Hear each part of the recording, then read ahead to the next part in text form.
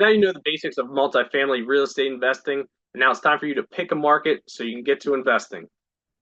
So the first thing when you're picking a market, the best area that you can invest in is the area that you're currently living because you'll know this area well. You know the roads, you'll know the areas that are good, the areas that are bad, where are the good school districts, where are the bad school districts, what kind of the path of progress is for the areas, which ones are getting better, which ones are getting worse, where are the new developments, that kind of stuff. You'll just know it kind of like the back of your hand, so you'll be able to find, ways to add value that other people couldn't just because of your market knowledge. The second place, if you can't do where you live, probably a place that you lived in the past would be good. Someplace maybe where you grew up or you lived for extended period of time because you'll know that area well since you lived there. You might not be living there now, but maybe it'll just take a little update to the area just to see what areas have changed. But you'll know the general market, know the people, know the areas. But if you can't pick either of those, a place that you frequent is also good. So this could be a place that you vacation regularly, or somewhere where relatives live that you visit regularly for some reason, because you'll have some familiarity with these markets. They'll be tend to be places, especially if they're vacation places that you enjoy going. So it kind of gives you an excuse to go there. You won't feel bad flying there or driving there. And like I said, you'll have some base knowledge already built up of that area, of the good properties, bad properties, good areas, bad areas, that kind of stuff.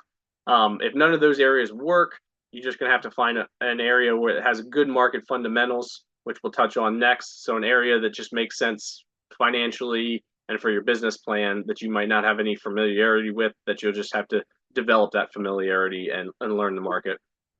So what makes a good market when you're looking at that? Employment diversification. You'll want one that has a diverse set of employers in the area. You don't want a market that just has one or two big employers, because if one of them decide to move out of the area, it can drastically change the market. So you want ones in different sectors, different industries, and preferably, a handful of large ones. So if one moves out, you're not, stuck with a changing market and a property in a market that's going to start to decrease. The second thing, population growth.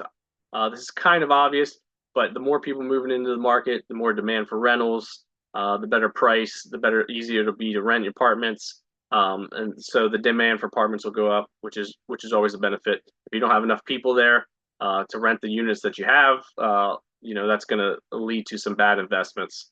You also want some place that has undersupply, so they have more population or more demand for rentals than they have in the area.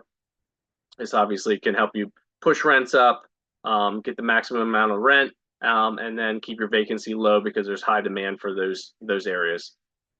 So you also want low unemployment. This is kind of obvious. A high unemployment area can be a rough area. So if people can hold steady jobs, that means your rentals will be more consistent in paying. And then you also want good medium income, kind of based off of that same concept. For the rents that you need to make the profit and make the value of the property make sense, you'll need good medium income, because if you have charging these high rents and the people in the area aren't making enough money for it, then you're going to struggle to find people that'll pay consistently and fill your property. So you want the income to be sufficient for the rents that you're charging. You want a good rent to price ratio. So are you getting enough rent for the price that you're paying for the property that then you can make money monthly in cash flow? You can pay the expenses, the mortgage, and then still get money left over. So the higher the rent versus the price, the better as far as cash flow. So you want to find some place that has a good rent to price ratio, and then you want to invest somewhere where it's landlord friendly. Some areas can be kind of adversarial to landlords, and then that makes your owning that investment more of a headache. Maybe it could be just from laws that they pass on rent control. It could be trying to evict tenants and it taking months and months for the legal system because they side with the tenant over the landlord. So make sure you're investing in a landlord friendly area to avoid all those kind of headaches. So when you're looking at data for all that kind of stuff, there's a couple good resources for market data. There's some good market reports: CBRE Research, JLL Research, and then Marcus and Millichap Marcus and Millichap have good research services as well. So if you get these, they provide great data on the market that you're in. Some general data, you can just get general data from prices and rents from Zillow, apartments.com, loopnet.com. This will kind of give you a better, bird's eye view of what are multifamily going for price wise, and then what kind of rents can you get for different units in different apartments. And then for specific market data, I have kind of a screenshot of dataus.io here for York, PA. So it gives you some of the key information, population, gives you property value, medium income, that kind of stuff. But you can dig in further there. So a lot of great data there. You can also go to city.data.com, and bestplaces.net also has some great data. There's plenty of other ones out there that you can find data that are free. So depending on which one fits best for you, check those out.